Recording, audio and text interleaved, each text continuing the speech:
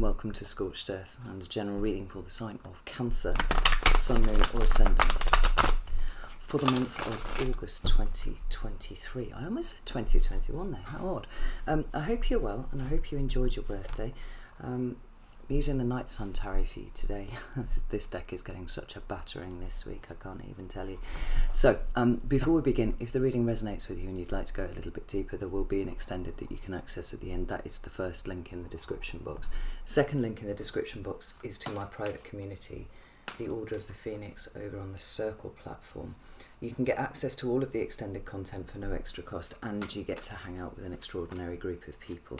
There are classes there and all sorts of things in lots of different modalities too. So if that's something that's of interest to you, feel free to avail yourself of that link. Right, let's have a look and see what's going on with you, Cancer. Now, 3 cards for Cancer, please. There's the first. We have the 3 of Swords in your recent past. Don't be concerned about that, I'm not. Current energy for Cancer. We have the 10 of Pentacles. And what's coming towards Cancer for August? We have the 3 of Cups. That's very nice indeed. We have the King of Cups at the bottom of the deck, Scorpio energy right there. Let me find a clarifying deck. I have lost my my standard weight Smith because my cat decided to throw up a half-eaten shrew over it. I'd left it idiotically spread out on the table, so no, I'm gonna have to replace that before that makes a reappearance. Anywho, let's get some clarifiers for this. Tell me about the 3 of Swords, please. We have the 7 of Wands.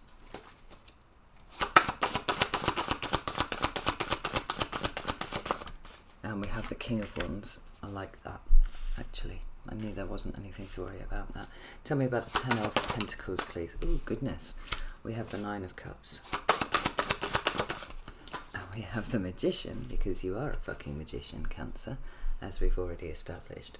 Tell me about the 3 of Cups, please. Oh, why is the 3 of Cups here? We have the 5 of Pentacles. And we have the High Priestess. All in all, a really quite extraordinary group of cards here for you, Cancer. So there is the Son of Cups, which is the Knight in a standard deck. Oh, my cards are wonky. And it represents Pisces. But really it does talk about what we see here between the King and the Knight, this active expression of emotion, which is so very important to you. Now, this isn't just going around and pouring your heart out to anyone that will listen. It's more about the way that you have mastered your own emotions and are able to navigate that space in a way that is well, masterful. There's no other way of putting it, to be honest. You know, when we talk about the King of Cups and we talk about emotions, some people might mistakenly think that that's, you know, somebody whose emotions are constantly bubbling away at the surface, you know, and maybe they might be prone to a bit of a, you know, bit of over-exuberance where the emotional stuff is concerned. But that's really not the message of the King. And it, you know, if we can think about it corresponding to the sign of Scorpio, I mean, Scorpio is not a sign that has its emotions bubbling away on the surface, you know. Because I actually think that would end up expressing itself as a kind of nervous emotional exhaustion, actually, you know, something that is very easily triggered. More is about the recognition that you are not your emotions. Your emotions change from moment to moment, and they can be fleeting or they can be sitting with you for a while, but there's an impermanence about them. And so much of the way that we experience our emotions can be put down to whether or not we have a deep understanding of self. You know, a lot of people are ruled by their emotions, and you know, you can tell they make decisions from a very emotional place, and that's not a bad thing at all, except when it becomes the only place that they make decisions from, and then it's more a case of the emotions ruling them than the other way around. The King is someone who has all of his emotions readily accessible, but also under a level of measured control. And from that place, he is able to act compassionately, with care, but he's not one to be knocked off his throne. You know, he's sitting there in a very, very peaceful spot right there. But because it's king, it's about the active expression of something, where your card is the Queen, and it's very much about the internal subjective experience of that, and you are ruled by the moon. So there's a lot of very internal stuff going on with Cancers 100% of the time. This is about what you choose to let out, and we can see that being absolutely confirmed by the presence of the Knight, because the Knight is about this heart-centered consciousness. There's something very active about that as well, because it is masculine also. And this is about the way, well, you know, to speak figuratively, the way that you offer your cup to people. Now, there's a distinct difference between offering your cup in all situations to all people at all times, because of some mistaken belief that this makes us more valuable to people, right? I'm talking about, you know, things that have shades of codependency and all that sort of thing, and something that is centered around the value of self, and then taking what is left over and finding a way to be of service in that. And this seems to be something that you have mastered, and for you this is more important than anything else. You know, I guess for a different kind of sign, a sign with a different kind of energy, like for example Aries or even Sagittarius, you know, these things are still very important, but they take a back seat to a different kind of energy and a different kind of expression. So, and to be fair, you know, it would make sense that Cancer had to be a sign that really, really mastered this, because you are cardinal water.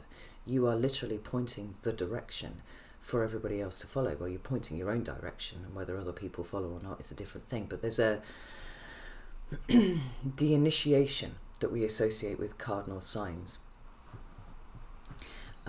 means that you're initiating emotion, and to some extent you are leading the way with that. You know, once we get through the initiation stage, then we would hand it over to Scorpio, and Scorpio as a fixed sign would be carrying that energy, right, really plumbing the depths of that.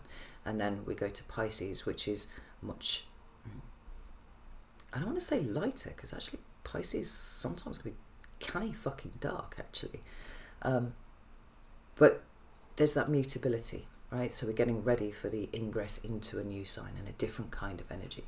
It's finding a way to kind of distribute it around oneself and lose the fixedness of what came before, so that we can adapt to it.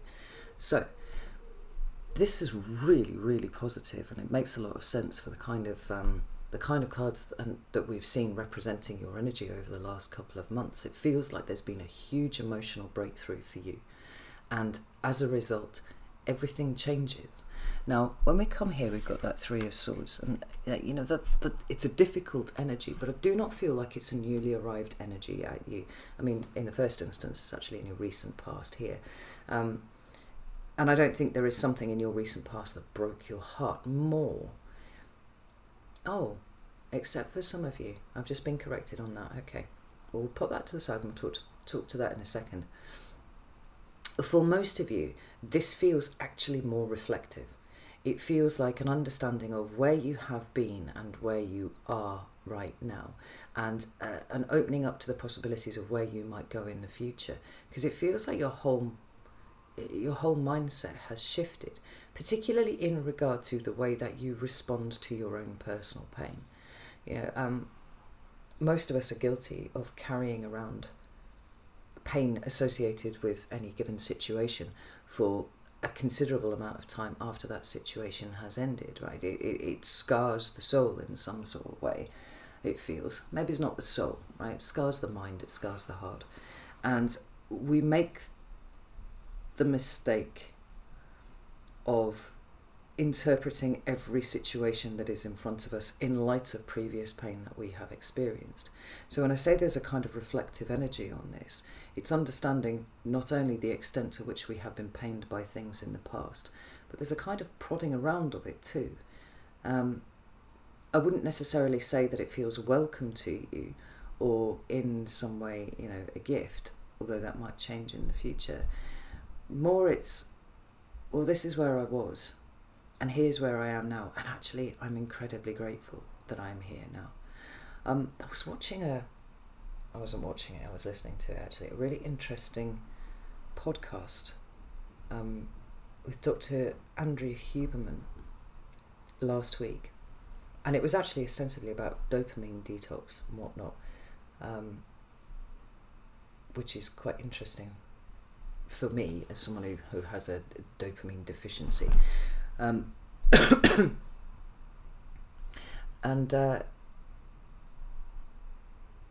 he was actually talking about ice baths and things like that, and why it is that they cause a dopamine hit.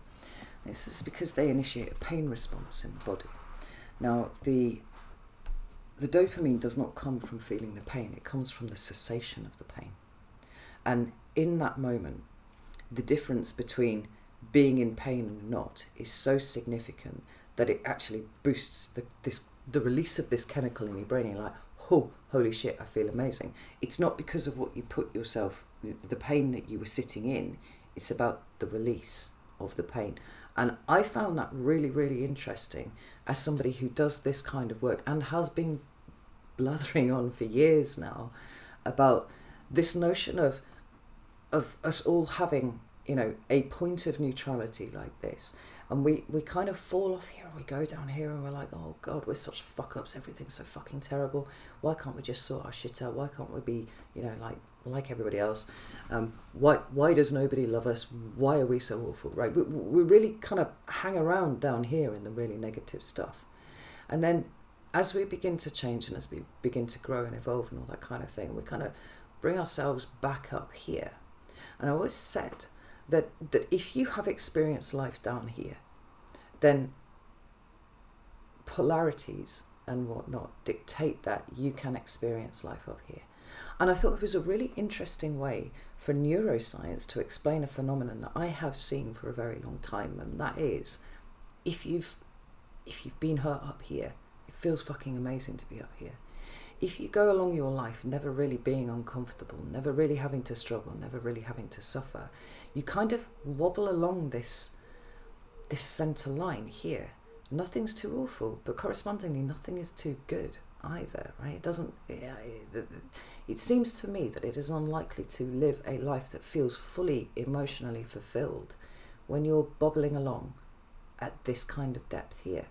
And because you have the experience of being down here and you've pulled yourself up to a place of neutrality, anything that happens above here, it's like the pain stopping. Maybe you do get a dopamine hit from it. That's possible. But it means the appreciation of what is happening up here is so much sweeter. It's so much richer. And the end result of this particular bit of the podcast where he was talking about this thing is that struggle is good for humans. You know, not too much struggle. We don't want to be constantly at death's door in the situations that we find ourselves in. But there is something about the experience of this that makes the experience of this taste so much nicer than we could have hoped. And I actually feel like that's what's going on here.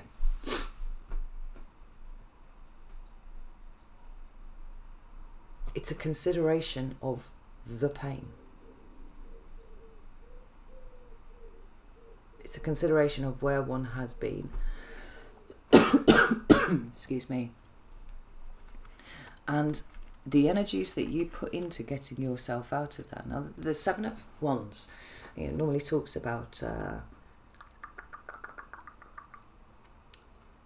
well, we normally see it in terms of a defensive energy or a guarded energy or something like that, right? That's the meaning of the card, traditionally ascribed.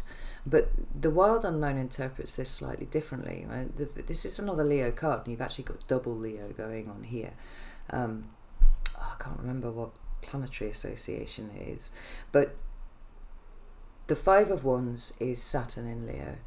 The Six of Wands is Jupiter in Leo. And then we have this card here, and it feels like it's kind of, it's assimilation and consideration. Because if the Five of Wands is the struggle, and the Six of Wands is the victory, it's the success, then the Seven of Wands is this feeling of, okay, now I've got to a safe distance away from what was the struggle, what was problematic, what was painful. Now I'm able to assimilate all of those lessons, because there are lessons in the struggle as much as in the victory. In fact, probably there are more lessons in the struggle than there are in the victory. But this sense of having moved beyond, or just moved beyond, is very, very strong. And with this King of Wands here, it feels like the power's been returned to you. Like, you understand now where the power resides to affect your life and to deal with your pain, and it sits with you. There are always things that you can do to work with this. You are not a victim of circumstance, and you're certainly not a victim of the whims of other people. You know, that thing that makes us turn into a doormat occasionally because we're looking for validation in other people. When you bring the power back to yourself and you set good boundaries, people can either rub along with your boundaries nicely, or they can try and overstep them, and then you're like, I am removing myself from this situation, because it is in the things that you do that dictate what level of success you might have.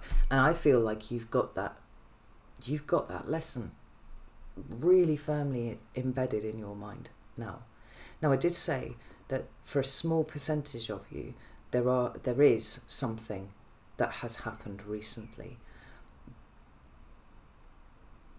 Whether it is having found out about something recently, or whether it is the thing that is the thing itself has happened, I feel like this is a very, very small percentage of you, but I want to speak to it just briefly because I have mentioned it.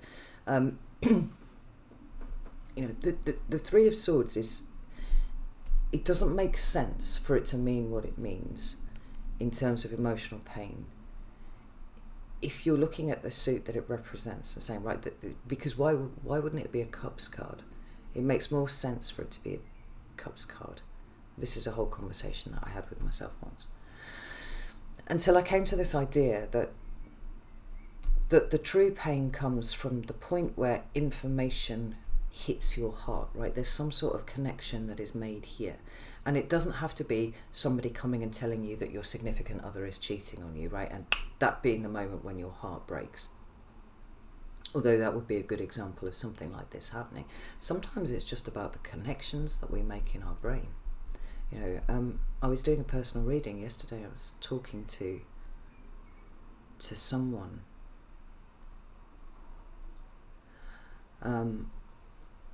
about being in one of my kind of washy-uppy states. I should clarify that, right? So probably about 80% of my tower moments, and there are many, they happen to me all the time, have actually occurred while I've been stood washing up or something like that, and my brain put something together and there was an incredible emotional reaction to it. It's because my brain just kind of drifts off when I'm doing something that doesn't require it to be involved.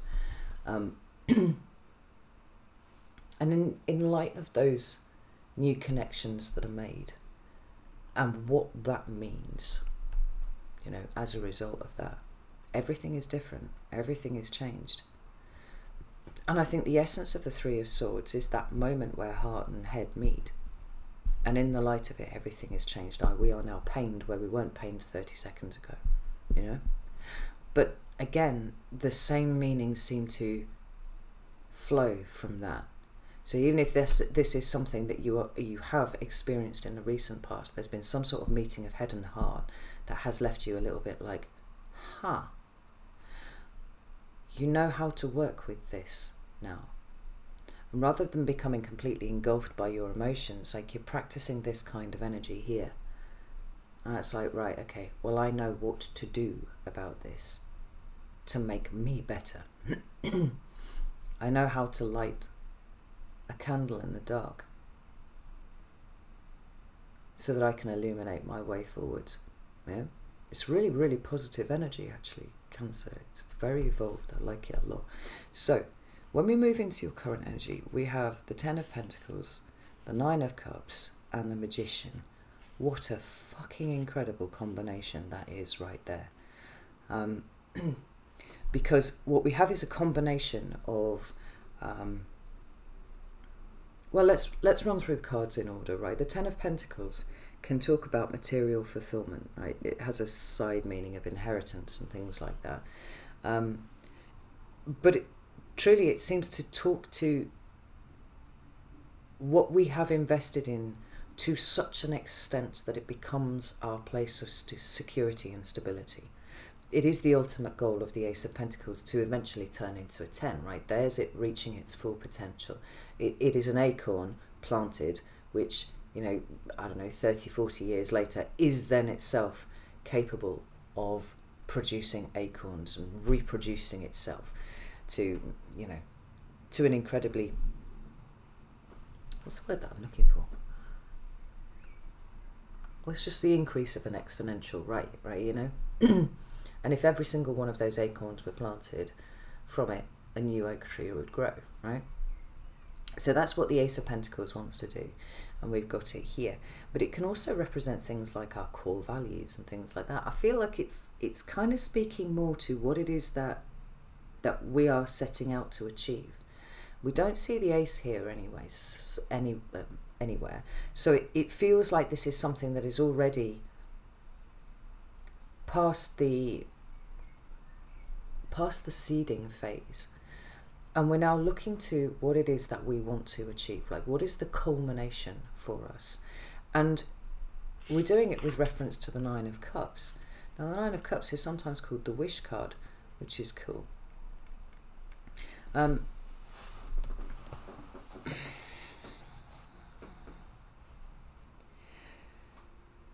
Because it speaks to those things that we want truly with our, you know, with all the power that our heart can muster. I think it's interesting to read it with reference to the cards that come before, because it could be that in your current moment there is actually an adjustment here of what you thought you wanted versus what you now understand that you want. It could be some sort of internal discussion about wants versus needs. But it seems very much to be pushing along the lines of some sort of material security, but some sort of situation that is for the benefit of not just you, but for those around you too, right? And that would be a very Cancerian perspective to take, but it's with reference to what feels right to you. Now, I often talk about the Nine of Cups in terms of the way that we manage, well, the nines generally, actually, the way that we manage the suit that they represent. So, for example, the Nine of Pentacles would be about how we manage our resources, energetic or otherwise. The Nine of Cups is about how we manage our emotions. And this is the theme that's coming through this over and over again, actually. Rather than allowing our emotions to rule us, we're kind of like, right, I'm sitting with my emotions. I know what feels good and I know what doesn't, particularly perhaps with, you know, in respect to what has gone before here. But in terms of what it is that I am wanting to create, what my ultimate goal is here, what is going to feel like I am winning to me? There's a big thing there. Like, what makes me feel like I'm living my best life? And how do I initiate that wish into reality? Because the Nine of Cups it's kind of an ephemeral energy. Everything to do with the cups is ephemeral. It's not tangible. It's not perceivable, I guess, by our five senses, unless you wanted to interpret it in terms of touch, right? The touch of a close friend or the touch of a family member. Very, very different situation to if somebody in the street came over and tried to put their arms around you. You'd be like, excuse me, like, what the fuck are you doing? So with that aside, you know, it's not something you can smell. It's not something that you don't see the energy of emotion kind of flowing around, although it's you, Cancer, so some of you might have that synesthesiac kind of aspect to you. It tends to be something that is perceived by us in a different center of our body, right? Whether it's a chakra point or whether it's you know, a heart, whatever it is. It might be slightly different for each of you anyway. But what we're looking at is taking something that is ephemeral and making it solid, so that it's perceptible not just to you, but to other people too. And that might be, well, could be in all sorts of ways. In fact, I'm not going to limit it. I want you to lean into what feels like that for you. For some of you, it might be house, you know, the location where you live. For others of you, it'll be access to resources, whether that is, you know, the base resources like food and water and shelter and all that kind of thing, or whether it's the having some money in your bank account and the corresponding feeling of comfort that gives you, knowing that you've got a bit of a cushion here somewhere. But there are lots of other ways that it can show up, and some of those might be essentially kind of abstract too, in the same way that the Cups cards are a little less tangible, but there's a big old energetic feeling about this kind of investment, right? And we have the Magician right here. Now, the Magician is Gemini or Virgo energy. Not that I think it's particularly applicable to you here at this point. I'm really loving the fact that he's showing up here in your current energy, because I don't know if it wasn't last month, it was the month before I called your reading. You are a fucking magician, and it's that realization, actually, the extent to which all things are possible with you, if you believe it to be true, right? If you invest your emotions in something and they are in a really good state of being very, very balanced and measured and whatnot, you can actually put an awful lot of energy into the act of manifestation. And I think this is what you are rolling around in you here at the moment. You know, for some of you, it could be an abstract situation that is, what feels good to me and how do I bring that about here? It could be an incredibly personal thing, or it could be work that you do with a community, right? It could be your family, your wider family. You know, what are the things, what is the expression of both my core values and what feels emotionally right to me, and what is the highest aspiration of the emotions that I feel? And how do I bring that into being? This Magician card. You know, when I did the meditation before I started your reading, there was nothing that specifically that came through except the light. And I found something really, really comforting in that there. And I don't even know why it was, but it was a darkness to light, and as a representation of the journey that you have been on, Cancer. It's probably a really fucking big one here, but it's the light that you keep pushing towards. Now, what I find really interesting here is that the Magician actually isn't looking at this Nine of Cups here. If these cards had arrived this way round, we could say that you are very much in the mindset of trying to manifest for you what feels really good, right? That's what he's after there. Like, I want my wish. I want to manifest whatever this is here, whatever this represents for myself. But you're actually coming at it from the other way around. You're coming at this place of having managed your emotions really, really well, got in touch with what feels really good for you, and the magic is almost flowing out of you incidentally. Like this manifestation ability is just kind of here, wherever, because it's emotions first. And I do think that we talked about this in the past, Cancer, about how very important it is for you to get your emotions straight before you do anything else. Like, everything else flows from that. With fire signs, it's about what you do, right? If you're feeling imbalanced or less than brilliant as a fire sign, doing something about it is often going to be the way that you fix that, right? And then I use the example of the gym a lot, right? So when I am moving around and when I am active, I am in a much better place emotionally and spiritually than I am if I'm sitting around and not doing anything at all. I have to get my body moving, and I think that's true for all fire signs. With the water signs, the emotions have to be straight first, because if they are not, everything that flows from there is going to be half-assed. Like, you're just not going to be able to literally put your heart into it. And this seems to me to be what it is that you are doing. You are putting your heart into it, and the magic is just flowing. But notice where the magician is looking. Now, as these cards are laid out, you know, I said, you know, recent, past, current energy, what's coming towards you for August. So there's a sense of kind of looking towards the future in terms of what it is that you're wanting to create. But I think that your eye is actually being drawn to your emotional support networks. That's what the Three of Cups is here, right? And I would imagine most Cancers have a fairly significant emotional support network. And also, and perhaps more importantly, are part, you know, they're bringing their part to the emotional security, the emotional network. Completely forgotten the phrase that I used there.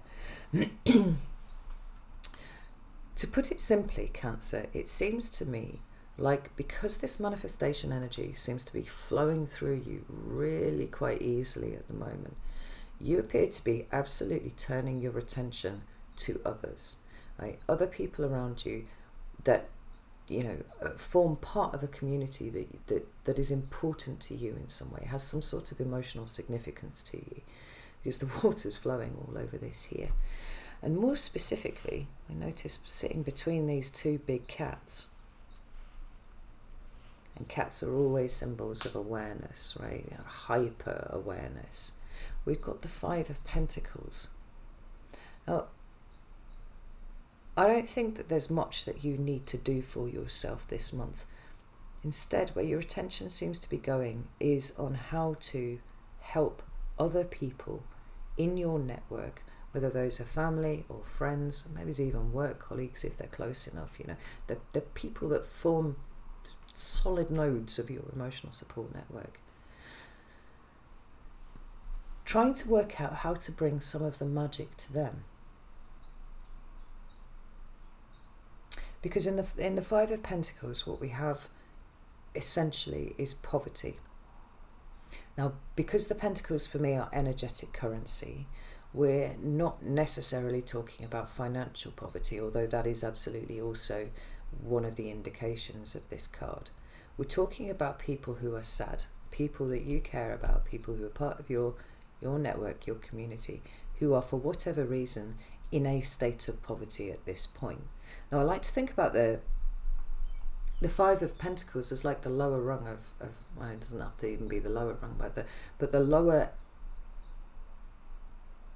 levels of Maslow's hierarchy of needs, right? So it starts off at the bottom, and you've got, you know, your physical needs like food and water and shelter, and then we move up and we move up, and as we go further up the pyramid, there is a sense that we're building on what has come before. So you can't have, you know, I can't even remember what sits at the top of it. I spend so much time being bothered about what's at the front, at the bottom of it.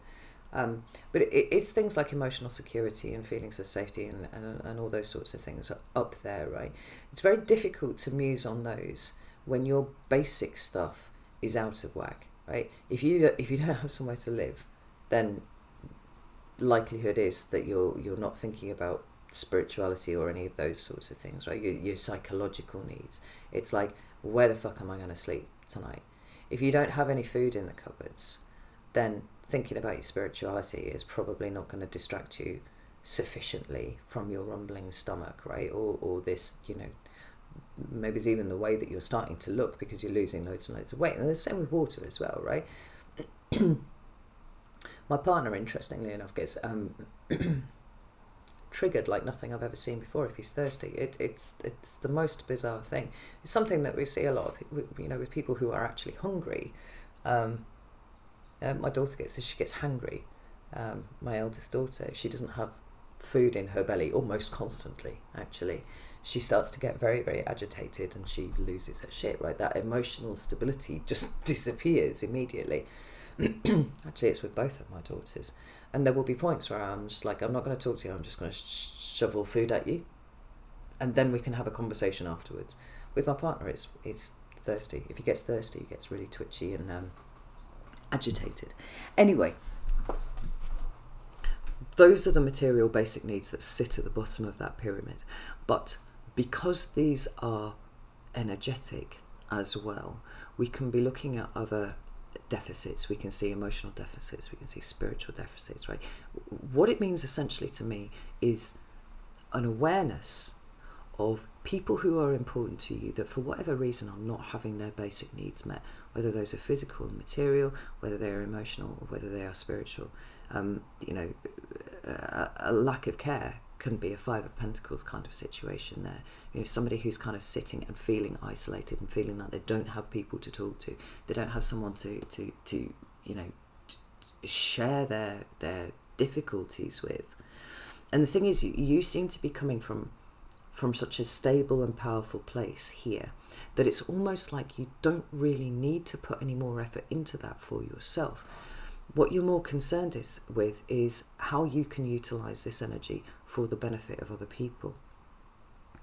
And with that High Priestess there, I don't feel like it's you needing to go and check in with all of your people and going, have you got enough food in the cupboard? You know, you've got good access to water. How's your house looking? Do you need me to come and fix your roof or anything like that? There's not that kind of energy. It's more like taking the time to you know, get in touch with people because you want to be in touch with people, or they're just around all of the time.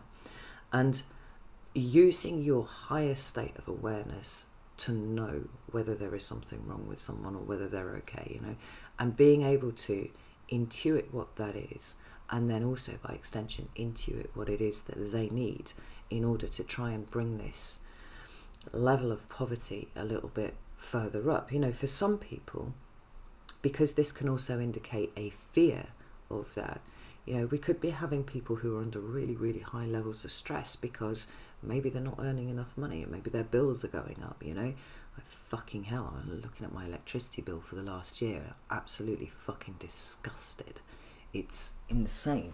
And there's literally no reason for it at all other than the greed of energy companies. And I'm just going to stake my flag there and say that because it's fucking disgusting. Anyway, I digress.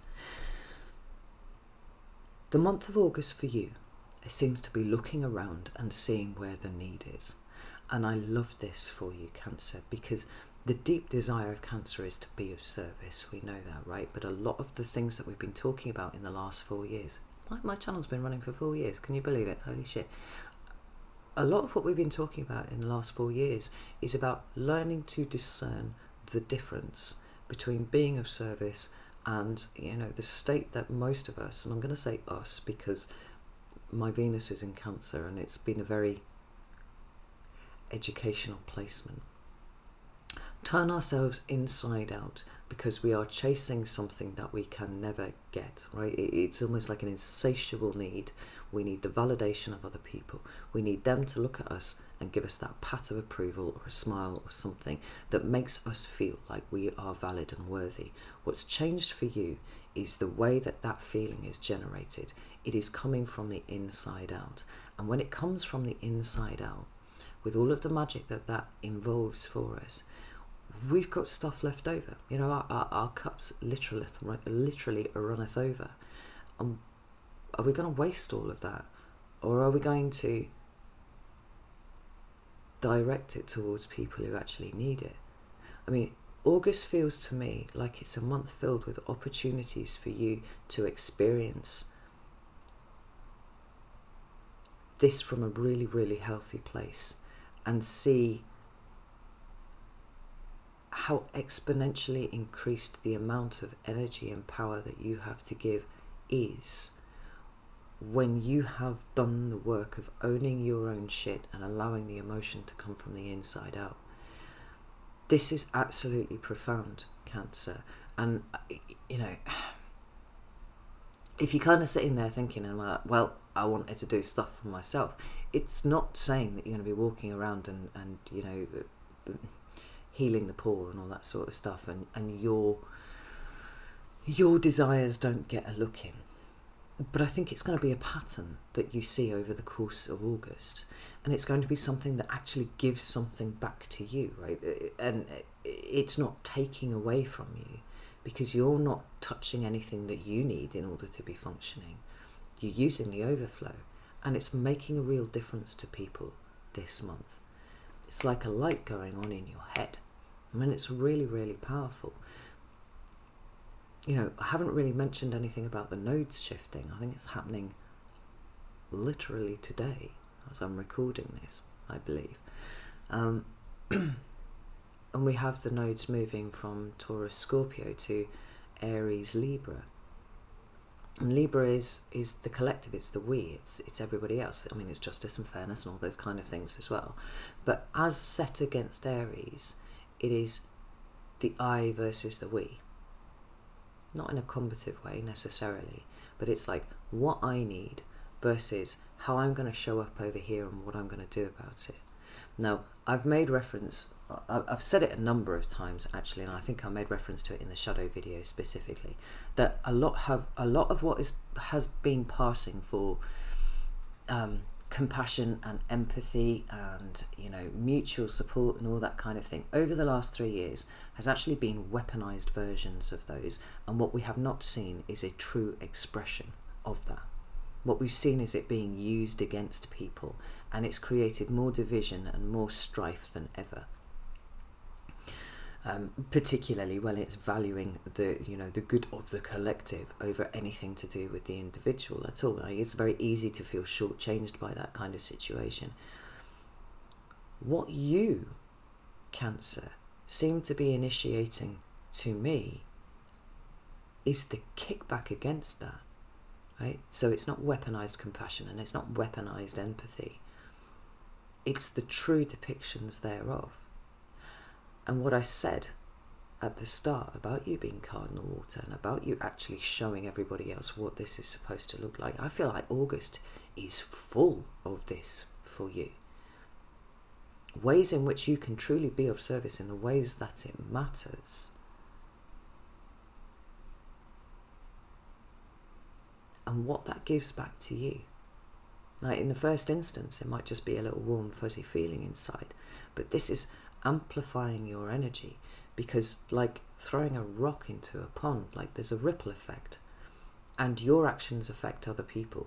Now your actions may directly affect other people, particularly if you're seeing somebody who is in a state of need and you are able to give in the way that feels right to you. But it's how that energy pays its way forwards. It adjusts everybody's, it's like adjusting a radio, right? So where things have been kind of staticky and people have been feeling lost and cast adrift, and they're like, oh, that's what empathy and compassion looks like. I'm not really in a position to be able to do that. It doesn't feel right to me for some reason, or I don't have access to the resources to sort of make that happen, or, you know, lots of other ways that we could mention. We're not fighting against the weaponization of empathy and compassion and all that kind of thing. You're just being a counterpoint to it, and you're going, no, I'm going to do what feels right for me, and I'm headed off in this direction. It's creating a feedback loop that is amplifying your power, Cancer, and the ripples from this are going to spread out to the rest of the signs, bit by bit. Every person that you touch, every person that you help this month will go on to help others when they are in a position to do so. I absolutely guarantee this. And it starts here, and it starts with you. You are a fucking magician. You're about to start creating, manifesting reality in your image of what is correct, rather than what we have collectively experienced over the last 3 years. And for this, I'm going to thank you for your service, because this is absolutely fucking vital. And you get something from it too, Cancer. That's the big thing. This is not going to take anything from you. It's not going to drain you. It's not going to leave you feeling bitter or resentful or used or any of those things. It's making you feel like you're living the highest expression of your soul.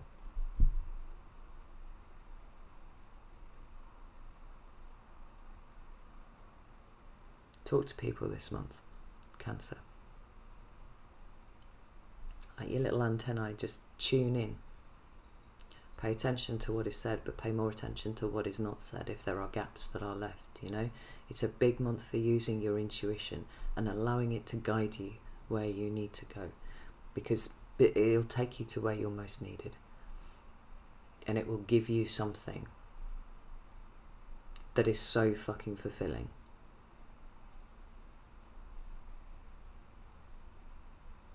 Then I think it will actually leave you feeling baffled that you thought you could get it any other way. You know, the stuff that you did before to try and chase validation, you know, the codependency and all those kind of things. This is an order of magnitude bigger, I think. And it might be in the little small ways. That's the thing.